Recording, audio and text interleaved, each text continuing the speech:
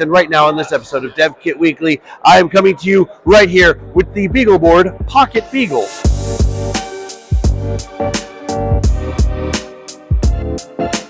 Hello engineers, developers, and friends. Welcome to another episode of DevKit Weekly. I'm Ken Briodagh, Editor-in-Chief of Embedded Computing Design and your host. I hope you're all having a wonderful time. I'm here live at Embedded World 2026 in our own DevZone, where we showcase some of our favorite dev boards and kits from anywhere in the embedded space. And as you can see, this is a truly tiny device. It's got a USB-C for all of your input and peripherals, but man, there's a lot of power packed into this tiny guy. It's also got little side boards here for you to do a bunch of different functions on, and you need to find out everything that you need to know about the PocketBeagle and all of BeagleBoard's boards. So check out all the links down in the description. Thank you for joining me on this episode of DevKit Weekly, no matter when you are seeing it.